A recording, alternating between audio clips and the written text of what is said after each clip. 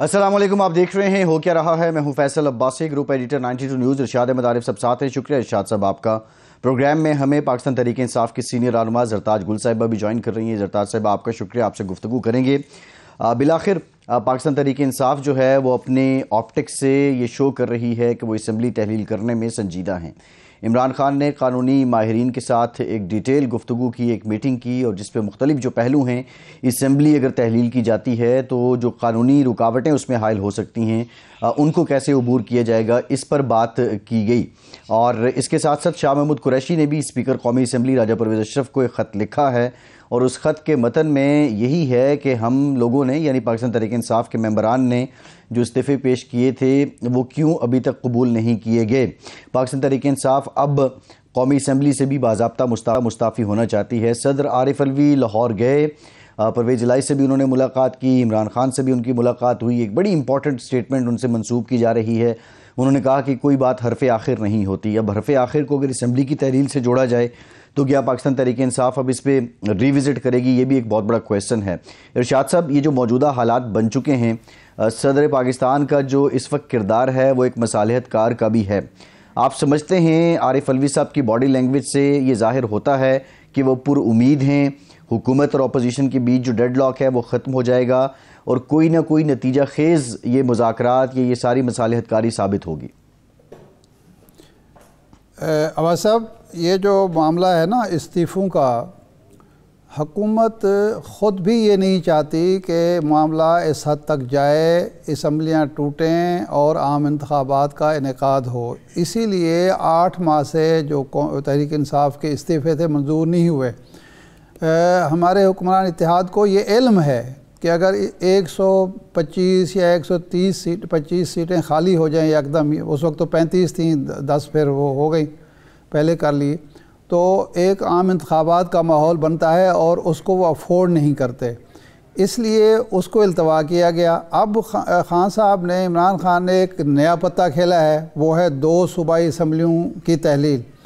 अगर 2 सूबाई असम्बलियाँ तहलील हो जाएं और उसमें पंजाब शामिल है जो सबसे बड़ा सूबा है, 65% आबादी वोटर नशिस्तें यहाँ से हैं, तो कैसे हो सकता है कि 2 सूबों में इलेक्शन हो रहा हो और मरकज़ी हुकूमत आराम से बैठी हो, या सिंध और बलूचिस्तान जो है वो आराम से बैठे हुए हों। इसलिए कोशिश तो ये है हुकूमत की, हुक्मरान इत्तेहाद की, कि ये मामला इस्तीफ़े तक ना पहुँचे। लेकिन प्रॉब्लम ये आ रहा है कि खान साहब ये पत्ता खेलना चाहते हैं, पहले भी उन्होंने एक पत्ता कौमी असम्बली वाला खेला, लेकिन इत्तेहाद के अंदर इस बात पर कोई इत्तेफाक राय नहीं है, यकजहती नहीं है, ये कुछ यानी तय नहीं पा रहा कि अगर ये पत्ता खान साहब खेल लेते हैं तो हम क्या करेंगे और क्या हम इंतखाबात में जाने के काबिल हैं। आज एक हम मीटिंग में मैं शरीक था, मुस्लिम लीग के जो खैर खाई रखने वाले लोग हैं या बाखबर लोग हैं, मुस्लिम लीग के मामलात से को जानते भी हैं, मुलाकातें भी करते हैं, बताते भी हैं। वहाँ ये डिस्कशन थी कि कोई भी मुस्लिम लीग की MNA, मुस्लिम लीग की MPA, कोई मुस्लिम लीग की वज़ीर, अहम तरीन शख्सियात में से ये नहीं चाहता कि अगले 4 महीने में, 5 महीने में, 3 महीने में इलेक्शन हो, क्योंकि इलेक्शन उनके लिए डरावना ख्वाब है।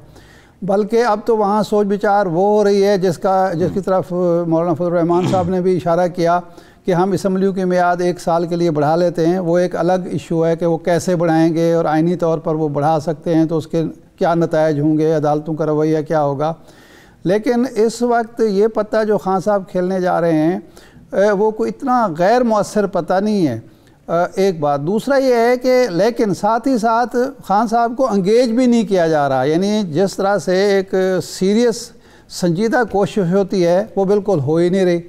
तो इसकी वजह से कन्फ्यूजन बढ़ रहा है और 17 तारीख का इंतज़ार किया जा रहा है। लेकिन हमारे साथ चूँकि ज़रताज गुल साहिबा हैं, हम उनसे ये पूछते हैं कि खान साहब मुज़ाकरात की तरफ, डायरेक्ट मुज़ाकरात की तरफ क्यों नहीं जा रहे? क्या सदर अलवी के हवाले के ज़रिए से उनसे जो राब्ते हुए हैं या उनसे जो गुफ्तगू हुई है, जो उनको पैगाम दिए गए हैं, खान साहब उनको संजीदा क्यों नहीं ले रहे और असम्बलियाँ तोड़ने पर ही क्यों मुसर हैं? 4 महीने में इलेक्शन हुँ या 8 महीने में कोई बहुत ज़्यादा फ़र्क नहीं पड़ता, लेकिन उसकी वजह से मुल्क की मईशत और मुल्क के इस्तेहकाम जो है वो ख़तरे में है। तो क्यों नहीं, क्या मुज़ाकरात से नाउमीद हो चुके हैं खान साहब, और खान साहब जो हैं उस प्याम रसानी को, राब्तों को गैर संजीदा समझते हैं? थैंक यू इरशाद आरिफ साहब, thank you Faisal, thank you for inviting me.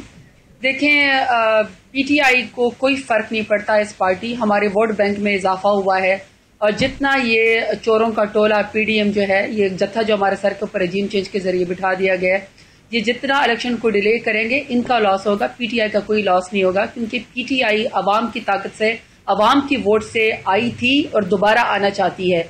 और ये पाकिस्तान का एक कॉन्स्टिट्यूशन यही इजाजत देता है कि इलेक्टोरल कॉलेज, इलेक्टोरल वोट के जरिए 22 करोड़ अवाम जो है वो अपने वोट के जरिए जिसको भी मसनद के ऊपर बिठा दे तो वही अवाम को आगे लेके जाए।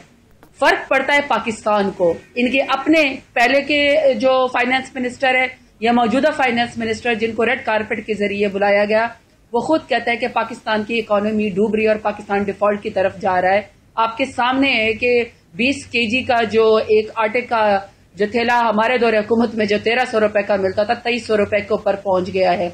आपके सामने है कि इस वक्त अवाम जो है वो महंगाई की शिकार है, भूख अफलास है, और हर रोज सर्दी में हम इस वक्त डेरा गाजी खान के अंदर बैठे हुए, हर रोज बिजली की लोड शेडिंग होती है, 10-10 घंटे सुई गैस तो है ही नहीं, बिजली की भी लोड शेडिंग होती है, और अगर आप बिल दे तो बिल के पीछे अवाम खुदकुशियां करने के मजबूर है।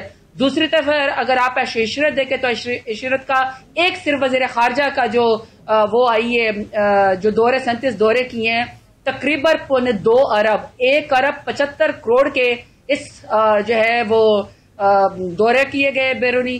बाकी पूरी की पूरी काबीना भी ऐशो इशरत का शिकार है, नहीं है तो अवाम के लिए कुछ नहीं है। और बदले के तौर पर पाकिस्तान में क्या हो रहा है कि इस वक्त भी बलूचिस्तान के अंदर इमरजेंसी लगी हुई है, बॉर्डर से इस कदर कशीदा हालात है कि अफगानिस्तान हमारे ऊपर बार बार जो है हमारे बॉर्डर के ऊपर अटैक कर रहा है, सिविलियंस को भी और हमारे फौजियों को भी वो शहीद कर रहा है। पाकिस्तान डिफॉल्ट की तरफ जा रहा है, पाकिस्तान इस वक्त जो है क्रैप कर रहा है, तो उसमें हम चाहते हैं कि इलेक्शन हो। खान साहब ने सीरियस हैं तो खान साहब 17 तारीख को ऐलान करेंगे। मैं भी फैसल कल मिल के आई हूँ, कल मेरी भी डिस्ट्रिक्ट की मीटिंग थी। आप यकीन करें कि 100% हमारे MNAs, MPAs, स्टेक होल्डर यक जबान होके कहते हैं कि खान साहब आप असेंबली आज डिसॉल्व करें, हम आपके कहने के ऊपर बैकेंगे, क्योंकि ये जो चोरों का टोला हमारे सर के ऊपर बैठ चुका है। सवाल ये है अब 17 तारीख को खान साहब ऐलान करेंगे कि असेंबली तोड़नी कब है। एक तो मुलाकातों पे मुलाकातें, मीटिंग पे मीटिंग, कोई हतमी फैसला नहीं हो पा रहा, एक बात।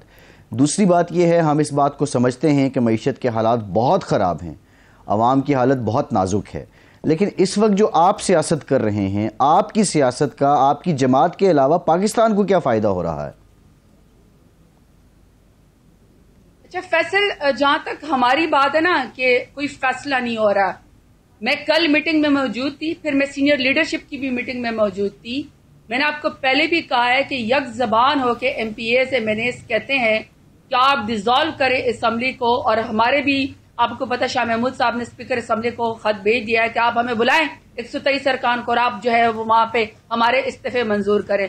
इससे अंदाजा लगाए कि हम कितना सीरियस हैं अपने कॉज के अंदर, और हम ये समझते हैं कि पाकिस्तान तहरीक इंसाफ जो मुकदमा पाकिस्तान का लड़ रही है, अवाम का हमारे ऊपर एतमाद है, हम अवाम में जाने से नहीं डरते, अवाम में जाने से भगोड़े डर रहे हैं जिस तरीके से वो इलेक्शन को डिले करना चाहते हैं, क्योंकि अवाम की ताकत अब उनके साथ नहीं है, अवाम से वो पॉपुलैरिटी खो चुके हैं।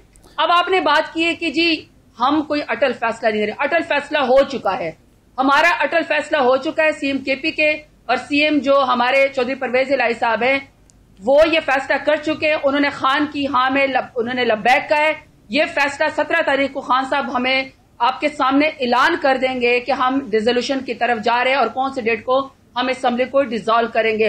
रिफ्ट अगर किसी के अंदर मौजूद है, अगर किसी के अंदर इस वक्त आपस में लड़ाई है, तो ये भी पाकिस्तान की तारीख में पहली दफा हुआ है कि पार्लियामान से तो चलो अरकान असेंबली वॉकआउट करते हैं, कल पाकिस्तान की तारीख में पहली दफा हुआ है कि जब सारे कौमी चोर इकट्ठे हुए थे पाकिस्तान को लुटने के लिए, कल काबीना के इजलास से मैंगल ग्रुप ने और जमीयतुल उलमा फे ने वॉकआउट किया रेकॉर्ड एक्ट के ऊपर, ये भी ऑन रिकॉर्ड है। तो इनके अंदर दरार पड़ चुकी है, इनके अंदर लड़ाई शुरू हो चुकी है। ये अपने मफाद की खातिर इकट्ठे हुए थे। जैसे इनका मफाद खत्म होगा, आप देख लेना कि ये एक दूसरे के गिरबान तक आएंगे। हमारा क्या फायदा हो रहा है? पाकिस्तान तहरीक इंसाफ क्या मुल्क के लिए कर रही है? हम ही मुल्क के लिए कर रहे हैं। पाकिस्तान का अगर कोई मुकदमा लड़ रहा है तो पाकिस्तान तहरीक इंसाफ लड़ रही है। अगर पाकिस्तान के डिफॉल्ट की कोई बात कर रहा है, एक्सपोर्ट की कोई बात कर रहा है, पाकिस्तान के अवाम की कोई बात कर रहा है, उम्मत मुस्लिमा की कोई बात करे, अगर अवाम को किसी को फिक्र है तो सिर्फ और सिर्फ खान साहब को है कि गोलियां लगने के बावजूद, असैसिनेशन अटेम्प्ट होने के बावजूद, हमारे ऊपर 72 FIR होने के बावजूद, चादर और चार दीवारी को पामाल करने के बावजूद, और जिस तरीके से इंसान हकूक की पामाली हो रही है, इसके बावजूद हम डटे हुए हैं, पाकिस्तान के अंदर हैं, भगोड़े नहीं है, दवाई लेने हम बाहर नहीं गए। अच्छा, जो पाकिस्तान का मुकदमा नहीं लड़ रहे हैं वो भगोड़े हैं, और इस वक्त भी बाहर बैठे हुए हैं। ये बताएं पाकिस्तान में अगर कोई पॉजिटिव सियासत करे, अगर पाकिस्तान की सियासत करे तो सिर्फ खान साहब करे, क्योंकि वही फेडरेशन की अलामत है, पाकिस्तान की अलामत है। अच्छा, ये बताएं कि अगर खान साहब असम्बलियाँ दोनों तहलील कर देते हैं, कौमी असम्बली के इस्तीफ़े आपके मंजूर हो जाते हैं, और हुकूमत या इलेक्शन कमीशन 90 दिन में इंतखाबात नहीं कराते, कोई टेक्निकल वजह बना लेते हैं, इंतखाबात नहीं होते, उस पर आपका लाएमल क्या होगा? नंबर 1। नंबर 2, अगर उन इंतखाबात में हुक्मरान इत्तेहाद कामयाब हो जाता है तो आप उस रिज़ल्ट को मानेंगे, नताइज को मानेंगे इलेक्शन के? इरशाद आरिफ साहब, जो हुकूमत है ना, ये जो मौजूदा हुकूमत है, देखिए सबको पता है कि ये अपने मुकदमे ख़त्म करने के लिए आए। इनको अवाम से कोई सरोकार नहीं है। अवाम सैलाब में डूबती है या बॉर्डर के ऊपर हमारी पाक आर्मी इस वक्त जो है वो कर रही है, कुर्बानियां दे रही हैं। बलोचिस्तान के साथ कितनी इस वक्त खराब हालात हैं, या सिंध के अंदर इस वक्त किस तरह अवाम जो है वो भूखे प्यासे मर रहे हैं। इस हुक्मरान जमात को तो कोई फर्क नहीं पड़ता। अवाम ने अपने शऊर का मुजाहरा किया है। अवाम की कोर्ट में जब भी बॉल आ गया, अवाम ने सबका सब वोट झोली में फेंका है प्राइम मिनिस्टर इमरान खान के लिए। अभी बाई इलेक्शन जितने भी हुए, क्या आपका ख्याल है इन्होंने जोर आजमाई नहीं की? क्या इन्होंने धांधली करने की कोशिश नहीं की? 14 जमातों ने मिलके हर वो कोशिश की है कि पाकिस्तान तहरीक इंसाफ को हराया जाए, पर नहीं हरा सके। 14 चोरों की जमात है, पाकिस्तान तहरीक इंसाफ का इकट्ठे मिलके भी मुकाबला नहीं कर सकती।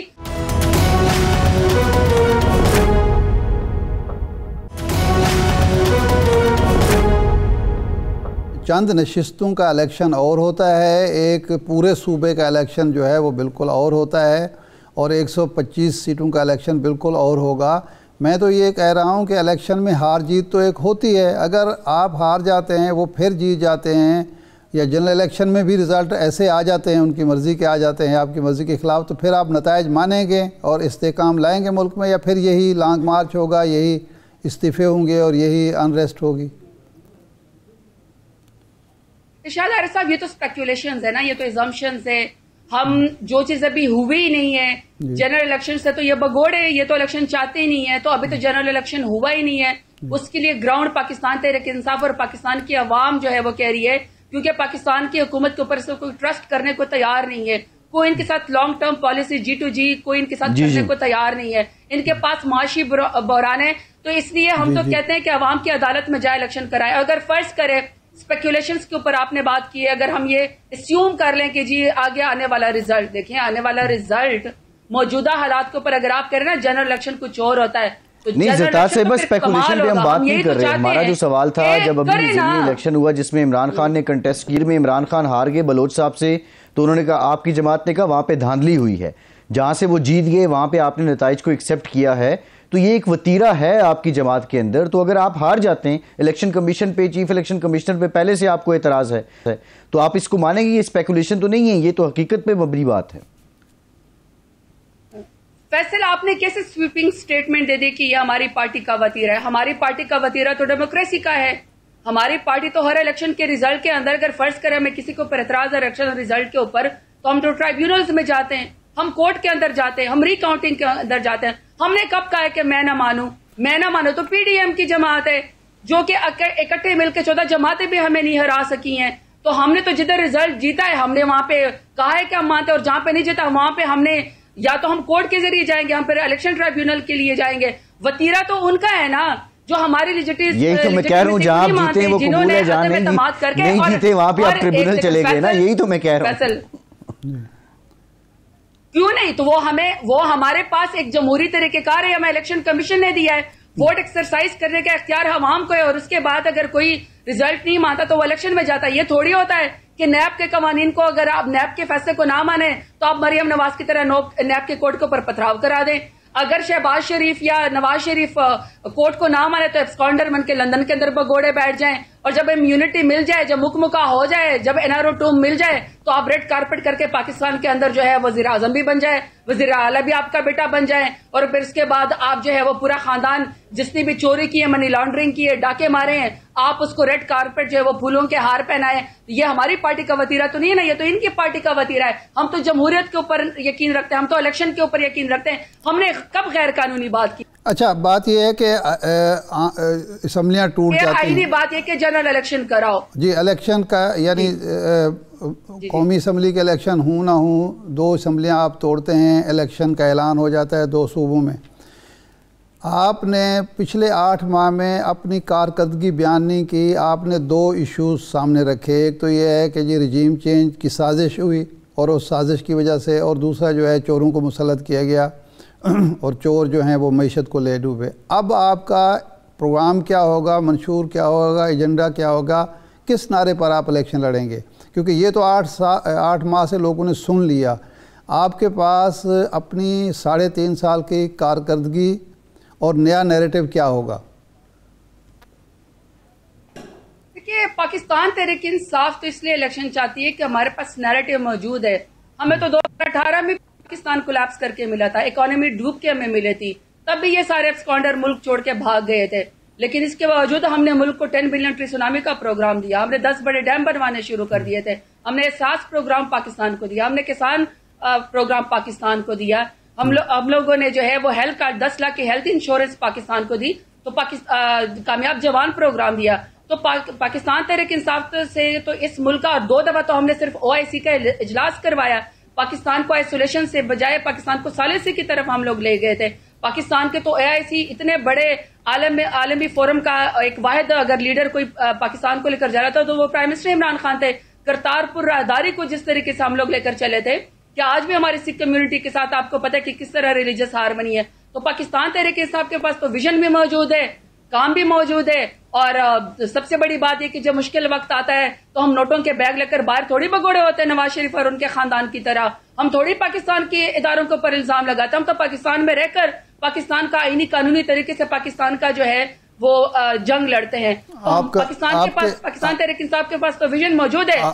सिर्फ इरशाद आरिफ साहब 8 महीने में हमारी कारकर्दगी, हमारी अपोजिशन तो इरशाद आरिफ साहब लोगों ने देख ली, और हमारा बयानिया अवाम के अंदर, दिल के अंदर घर भी कर गया है। क्योंकि गोलियां खाने के बावजूद मेरा लीडर तो नहीं गया ना, मेरा लीडर तो बहादुरी का इस्तारा है। तो मेरा सवाल ये है कि 8 महीने में आपने, इरशाद आरिफ साहब आप नजर रखते हैं सियासत के ऊपर, 8 महीने में आपने इनके वज़रा से, वजीर आजम से, और जो मौजें लगी हुई है वज़रा की 37 महकमों के ऊपर, जो 84 के करीब इनके वजीर, मुशीर और पार्लिमानी सेक्रेटरी बन गए, आपने किसी की प्रेस कॉन्फ्रेंस में 8 महीने में कोई परफॉर्मेंस देखी?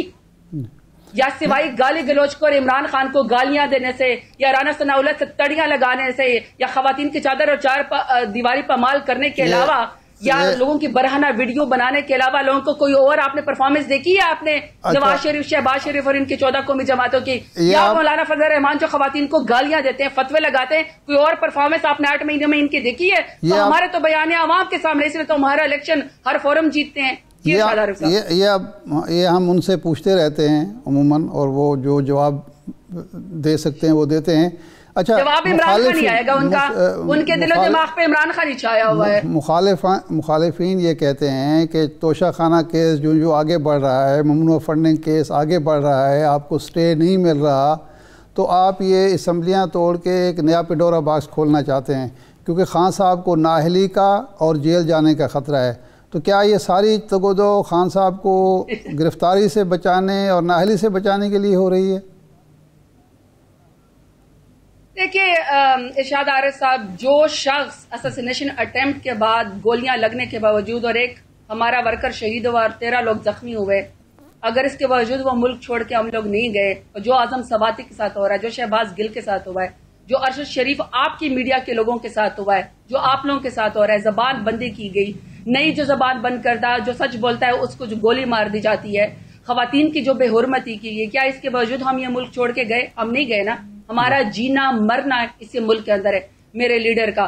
तो मैं ये समझती हूँ कि ये जो इनके इल्जामात है, अब तो सुना है कि बड़ी शोखियां मारे हैं कि जी नवाज शरीफ साहब आ जाएंगे। तो मैंने तो उस दिन कहा है, मैंने कहा पहले जो आजकल के हालात हैं मुकाबला करा लें, तो इनको जो पीडीएम और स्पेशल जुनून लिख के टिकट होल्डर होंगे वो फिर नवाज शरीफ को कर ले, इना भट्ट को कर ले, अल्लाह रखा पेप्सी को कर ले, और फिर उसके बाद लाहौर दा पावा अख्तर लावा को कर दे। यही इनकी सियासत है, यही गाली गलोच है, यही मनी लॉन्ड्रिंग है। इसके अलावा इन्होंने पाकिस्तान को कुछ नहीं देना। जो मर्जी कर ले, सियासत में नाकामी इनका मुकद्दर बन चुकी है। अवाम इनके साथ नहीं है, अवाम हमारे साथ है। अल्हम्दुलिल्लाह पाकिस्तान का मुकदमा लड़ने वाले लोग हैं, पाकिस्तान में रहने वाले लोग हैं, पाकिस्तान का अलम बुलंद करने वाले लोग हैं। हमें किसी के सहारे कंधे की जरूरत नहीं है। अवाम की ताकत से इंशाल्लाह दोबारा आएंगे। ये अपनी फिक्र करें। अवाम इनको जो वोट के जरिए शिकस्त देगी ना, ये फिर पता जाएगा। शरीक थी, एक ब्रेक लेते हैं, ब्रेक के बाद दोबारा हाजिर होते हैं। मुस्लिम लीग नून का मौक़िफ़ जानेंगे, ये पंजाब में जो चल रहा है इस पर मुस्लिम लीग नून की हिकमत अमली क्या है और हिकमत अमली वाज़े क्यों नहीं है, क्या ये भी स्ट्रेटेजिक है कि हिकमत अमली आपने जाहिर नहीं करनी। ब्रेक के बाद बात करते हैं।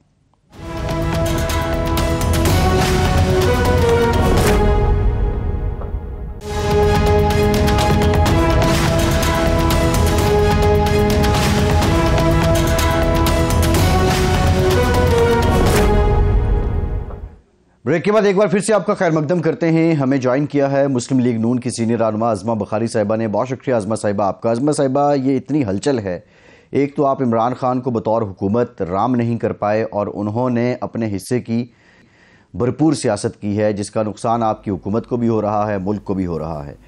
लेकिन ये पंजाब में जो चल रहा है इस पर आपकी हिकमत अमली क्या है? आपकी जमात की जानिब से तो कोई अभी तक वाज़े ही नहीं हो रहा और ज़ाहिर ही नहीं हो रहा कि आप इस मामले को संजीदा भी ले रहे हैं या नहीं। बहुत शुक्रिया। देखिए, अपने दो मुख्तलिफ बातें की हैं। एक तो ये है कि जी हम जो है इमरान खान साहब को राम नहीं कर सके और हमें उसका नुकसान हुआ है। कतई तौर पर ऐसा नहीं है। इमरान खान साहब जो है उन्होंने जो शर्तें हमारे सामने रखी थी हमने वो सुनने से इनकार कर दिया है। और हम इमरान खान को एज ए सियासी लीडर तो सुन सकते हैं, लेकिन इमरान खान साहब को जो है वो एक प्रेशर ग्रुप के तौर के ऊपर और एक ब्लैकमेलर के तौर के ऊपर जो है वो बिल्कुल सुनने के लिए ना तैयार है हुकूमत और ना जो है वो कता कलाम माफ। ये शराइत क्या थी, शर्तें भी बता दीजिए क्या इमरान खान की तरफ से आई? जी यही पहली शर्त कि जी अनाउंसमेंट कर दी जाए इंतखाबात की। अच्छा। फिर हम बैठेंगे आपके साथ। जब इंतखाबात की अनाउंसमेंट होगी फिर इनके साथ बैठने का शौक किसको है? कोई क्यों बैठेगा इनके साथ? फिर क्यों इनके साथ मुकाबला मैदान के अंदर होगा। और इसके ऊपर इमरान खान साहब जल्दी में है, बहुत जल्दी में है और उसकी बहुत बड़ी पर्टिनेंट रीजंस हैं। और उनको मालूम है कि वो साइफर पे जो उन्होंने स्टे लिया हुआ है वो कब तक चल पाएगा, जो वो पेश नहीं हो रहे हैं मनी लॉन्ड्रिंग के केस में वो कब तक चल पाएगा। और तोशा खाना में उनके खिलाफ आज जो सेशन कोर्ट ने भी जो है वो केस एक्सेप्ट कर लिया है, तो ये तमाम केसेस मैच्योर ना हो जाए इसलिए उनको जल्दी है कि जो भी हालात है मुल्क के, जो भी इकोनॉमी की अब बेड़ा गर्क करके गए हैं उसके बावजूद इनको इक्तदार में बिठा दिया जाए बगैर ये सोचा समझे कि क्या 3 महीने की जो इंटरिम गवर्नमेंट है पाकिस्तान उसको सर्वाइव कर पाएगा कि नहीं। सो इमरान खान साहब जो है वो अगर बगैर किसी शर्त के अगले आने वाली इलेक्शन के लिए जो है वो टेबल पे बैठे हैं, तो मेरी पार्टी ने हमेशा कहा है और हम बात करने और सुनने वाले लोगों में से हैं, ना हम धमकी की सियासत करते हैं ना ब्लैकमेलिंग की सियासत करते हैं, और ये होना भी नहीं चाहिए।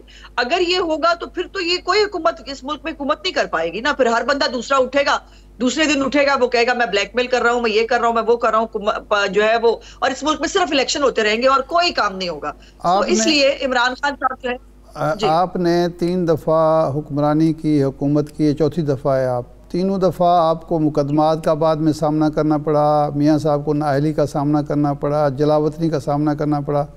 वही काम आप इमरान खान के साथ कर रहे हैं। वो मैदान में जाएं, मुकाबला करें इलेक्शन में, उसको हरा दें, उसकी बजाय कभी तोशा खाना सामने आ जाता है, एक ही केस को बार बार सामने लाया जाता है, कभी ममनुआ फड़ने का केस आ जाता है, कुछ कभी क्यों आप सियासी मैदान में मुकाबला क्यों नहीं करना चाहते उसका?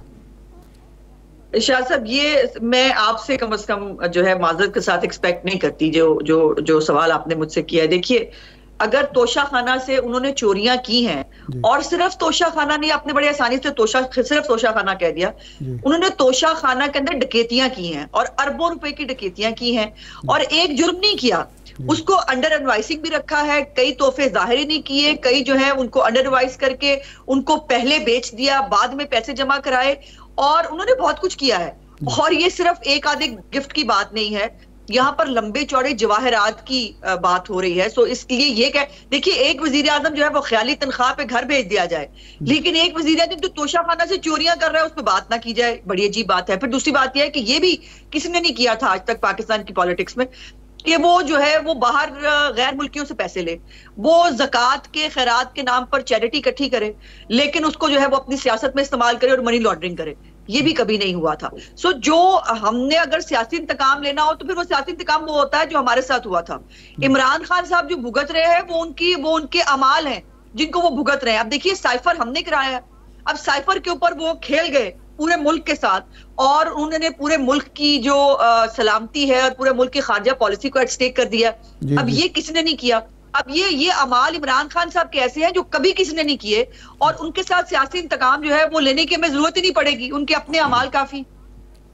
जी जी जी, बस सही है। अच्छा उज़्मा साहिबा, मामला ये है कि अगर एक लम्हे को हम इस बात को मान भी लें कि आप जो बात कह रही हैं कि इमरान खान ने मुल्क को तबाह किया और बहुत बड़ा डैमेज किया, 8 महीने से आपने उस डैमेज को मेंटेन, उसकी मेंटेनेंस या उसको रिपेयर कितना किया? अगर किया है तो आज जो एशियन डेवलपमेंट बैंक की एक रिपोर्ट आई है उसके मुताबिक पाकिस्तान जनूबी एशिया का श्रीलंका के बाद दूसरा महंगा तरीन मुल्क है और एशिया का तीसरा महंगा तरीन मुल्क है। तो ये आपने किस हद तक रिपेयर किया है इस नुकसान को? देखिए, मुल्क जो है रिपेयर और तबाह जो है वो चंद महीनों में नहीं होते, उसके लिए साल हा साल लग जाते हैं। जब हम इमरान खान को 5.8 के ऊपर जीडीपी छोड़ के गए थे ना, और 3% महंगाई थी, उसके बाद इमरान खान साहब ने बड़ी मेहनत के साथ जो है इसको जो है वो वहां तक पहुंचा दिया कि इमरान खान के दौरे हुकूमत में ही जो है वो पाकिस्तान के डिफॉल्ट होने की बात होनी शुरू हो गई थी। और फिर इमरान खान साहब ने जो IMF का प्रोग्राम जिसको वो खुद साइन करके आए थे, जिसमें वो कह के आए थे पेट्रोलियम नेवी को 50 रुपए के ऊपर वो लेके जाएंगे, ये शौकत तरीन के साइन किए हुए, हमारे साइन किए हुए नहीं थे। और फिर उसको जो है डिफाई किया, उसको तोड़ा, और तोड़ने के बाद फिर कोशिश की कि दोबारा पाकिस्तान IMF के प्रोग्राम में ना जा सके ताकि वो स्टेबल ना हो।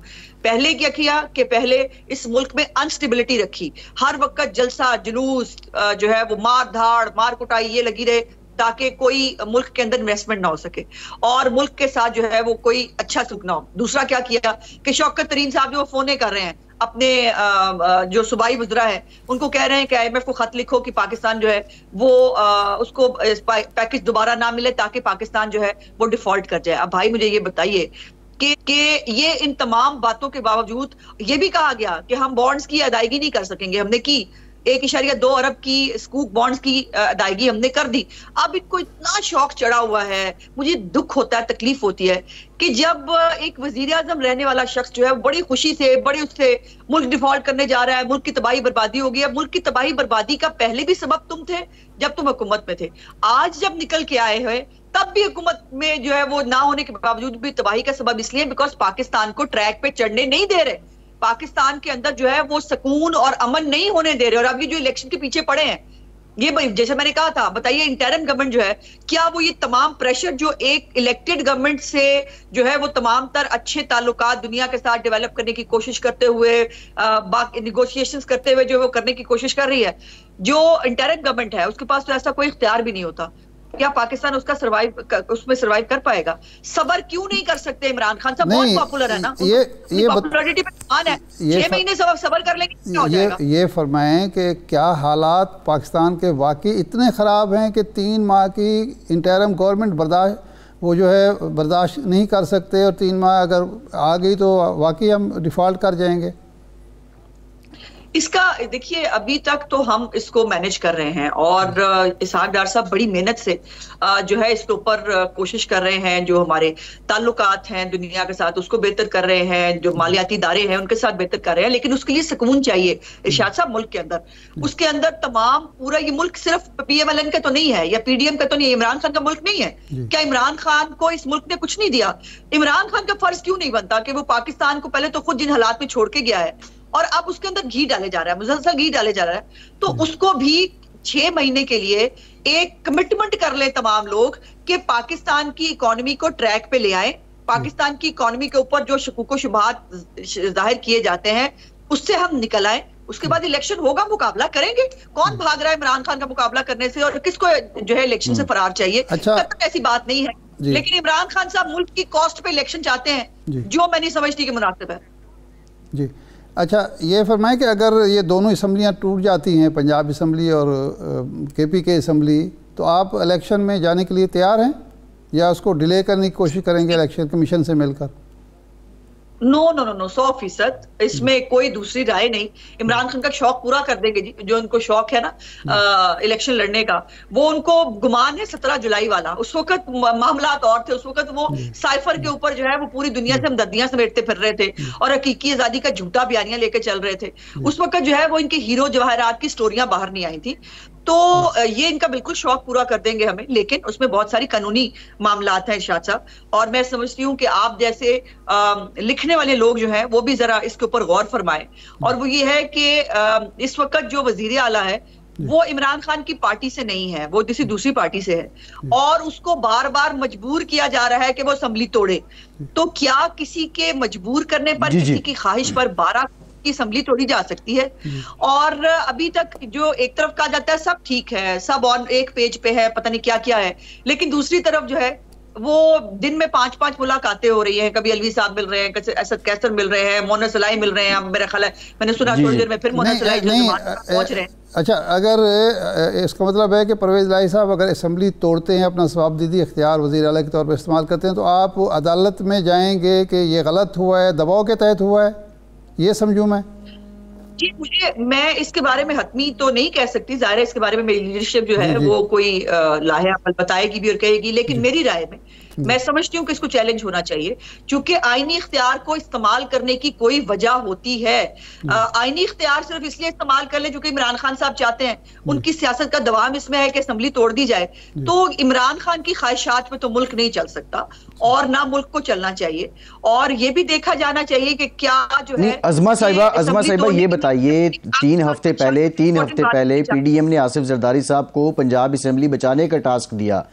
क्या अब आपकी हुकूमत और ये PDM पंजाब असेंबली को नहीं बचाना चाहती? अगर परवेज इलाही साहब असेंबली तहलील कर देते हैं तो आप इलेक्शन में जाएंगे, दैट्स फाइन। जी, इसको हमारी कमजोरी लिया जा रहा था जी, कि हम अगर अपना कानूनी इख्तियार, वो कानूनी इख्तियार इस्तेमाल करें तो बहुत अच्छी बात, हम इख्तियार करें तो वो बहुत बड़ी कमजोरी है, हम भाग रहे हैं इलेक्शन से। तो हमने उसको जो है वो ये कोई ना ले कि हमें कोई कमजोरी है हमारी, हमें भाग रहे। मैं जो इंपॉर्टेंट बात पिछले सवाल के जवाब में कह रही थी, ये भी अभी ये सवाल जो है जवाब तलब है कि परवेज इलाही को एज ए चीफ मिनिस्टर अभी उसके रिव्यू का फैसला होना है। अभी 2 मुख्तलिफ तशरीहात हैं सुप्रीम कोर्ट के एक ही बेंच की, एक साइड में उन्होंने जो है वो एक खत को माना, एक साइड पे खत को नहीं माना, और जो है वो वोट गिने जाएंगे नहीं गिने जाएंगे, ये अभी पेंडिंग है मामलात। और अगर ये पेंडिंग मामलात हैं और अभी परवेज इलाही जो है उनका स्टेटस जो है वो अभी एट स्टेक है, तो वो असेंबली तोड़ देंगे तो फिर उसका क्या वो नतीजा निकलेगा? और अगर बाद में ये निकले कि जी वो जो है वो वजीर आला ही नहीं थे, वो नहीं बन सकते थे, तो फिर असेंबली तोड़ने का तो जवाब पैदा नहीं होता। सो इसलिए ये अभी उनका खुद वजीर आला होना इन क्वेश्चन है, जिसका अभी जो है वो सुप्रीम कोर्ट पता नहीं कब जो है ये केस सुनेगी। हम तो रात थक गए हैं देख देख के, जुलाई से जो है वो रिक्वेस्ट कर रहे हैं, गुजारिशात पेश कर रहे हैं कि जी बराए मेहरबानी हमारा केस सुन लें, लेकिन वो नहीं सुना जा रहा। बट अभी ये सवाल तो स्टिल पेंडिंग है सुप्रीम कोर्ट के पास कि क्या वजीर आला परवेज इलाही साहब जो है वो अदालती वजीर आला है या वाकई उनके इलेक्शन में जो है वो एक खत को मान के दूसरे खत को डस्टबिन में क्यों डाल दिया गया था। अच्छा, ये फरमाएं कि सलमान शहबाज साहब अचानक इन हुए हैं, उन्होंने सियासी बयानबाजी भी शुरू कर दी है, तो क्या हमजा साहब की जगह अब सलमान शहबाज साहब पंजाब में इन हो रहे हैं, पंजाब की सियासत को वो संभालेंगे? नहीं, ऐसी कोई बात नहीं है। अच्छा। सलमान शहबाज साहब इसलिए बयान दिए कि उनके साथ बहुत कुछ किया है इमरान खान साहब ने, और अपनी उस तकलीफ का और अपने साथ होने वाले वाकयात को उन्होंने बताया है, और वो हमेशा से बहुत अच्छी सियासी सूझबूझ है बाय द वे उनकी। लेकिन ये फैमिली के अंदर एक जो है वो एडजस्टमेंट थी कि वो कारोबार देखेंगे और हमजा साहब जो है वो पॉलिटिक्स कर रहे हैं, लेकिन इसमें कोई मतलब ये भी नहीं है कि वो पॉलिटिक्स नहीं कर सकते। अगर वो फैसला करें, पार्टी फैसला करे तो जरूर कर सकते हैं, क्यों नहीं कर सकते। लेकिन ये ऑल्टरनेट कहना कि वो उनके ऑल्टरनेट होंगे, मैं नहीं समझती कि ऐसा कुछ है। अच्छा, अदम एतमाद की तहरीक तो आप नहीं ला रहे, इसका मतलब है पंजाब असम्बली में जो पहले आप कह रहा था? नहीं, इसका भी अभी फैसला नहीं हुआ। हमने तैयारी की हुई है, तमाम डॉक्यूमेंट जो इसके लिए तैयार करना है, तमाम चीजें वो हम तैयारी करके बैठे हुए हैं। अब लीडरशिप जो है वो जाहिर है हमें गो हेड देगी, वो हमें बताएगी कि हमें इसके ऊपर कैसे प्रोसीड करना है। अगर जो है वो लीडरशिप ये फैसला करती है इसको कंटेस्ट करना है, बिल्कुल कंटेस्ट करेंगे। और अगर लीडरशिप ये फैसला करती है कि इमरान खान साहब का इलेक्शन का शौक पूरा करना है तो वो भी पूरा हो जाएगा इंशाल्लाह ताला, हम बिल्कुल तैयार हैं। ठीक है असमा बुखारी साहब, बहुत शुक्रिया, आपके वक्त हमारे साथ मौजूद थी। एक ब्रेक लेते हैं।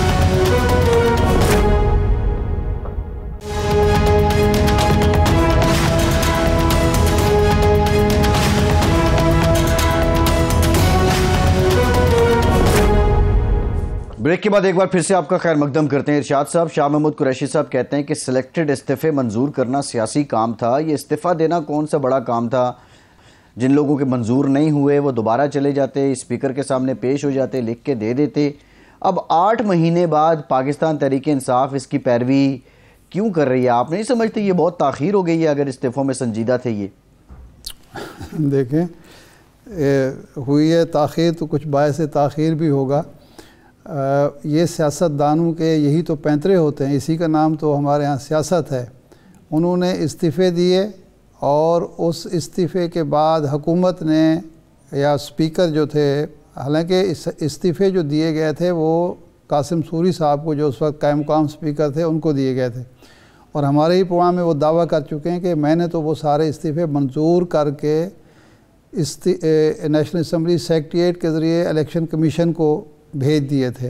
अब वो रोक क्यों लिए गए और इतनी देर तक रोके क्यों रखे गए, ये स्पीकर ही बता सकते। मैं इसमें क्या कह सकता हूँ।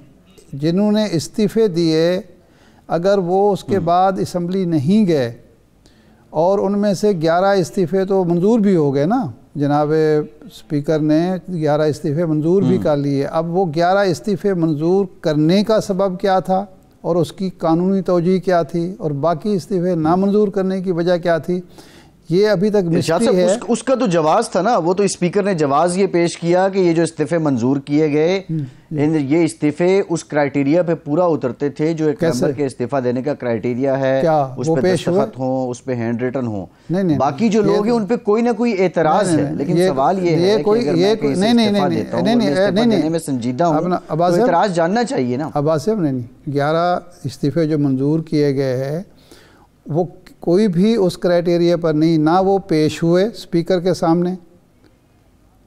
वो क्राइटेरिया तो वो ये बयान कर रहे थे ना कि मेरे सामने आके वो कहें कि ये हमने इस्तीफ़े दिए, उनमें से कोई मेंबर भी उनके सामने पेश नहीं हुआ।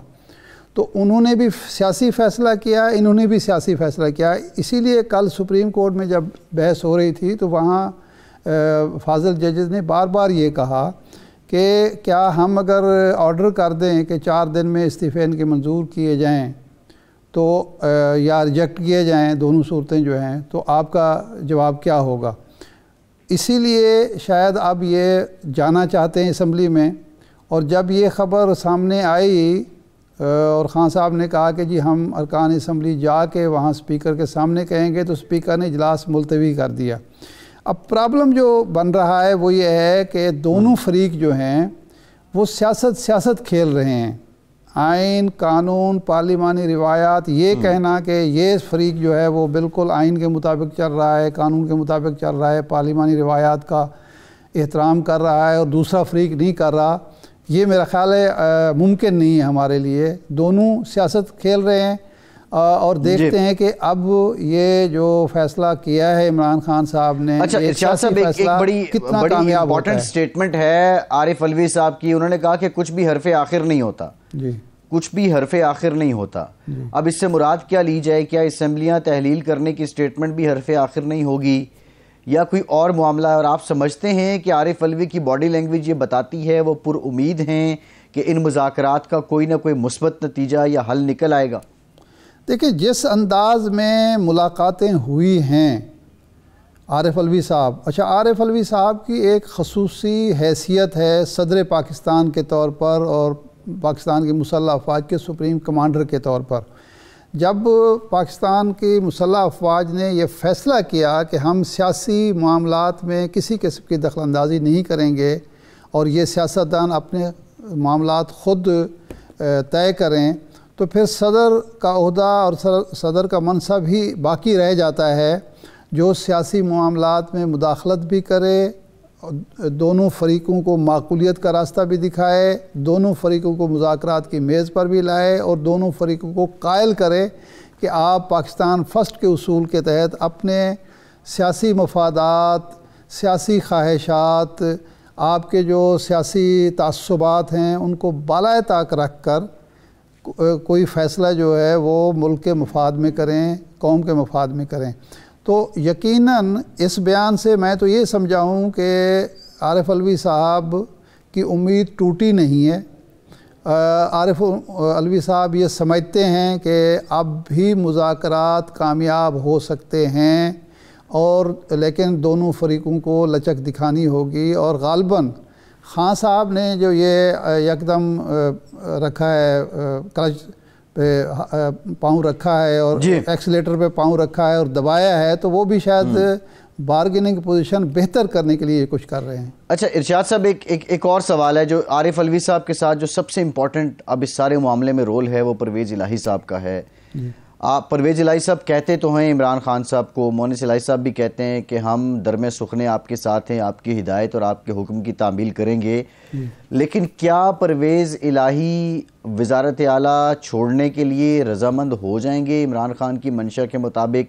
क्योंकि ये वज़ारत आला पाने के लिए बज़ाहिर उनके घर में भी फूट पड़ी, उनके बहुत से मामलात चौधरी शुजात साहब देखें, अगर परवेज़ इलाही साहब को अगले 5 साल मिलते हैं तो वो क्यों ये सौदा नहीं करेंगे, 6 महीने की कुर्बानी दे के 5 साल हासिल कर लें। जी ठीक है, बहुत शुक्रिया इरशाद साहब आपका। प्रोग्राम का टाइम ख़त्म हो गया, इजाज़त दीजिए।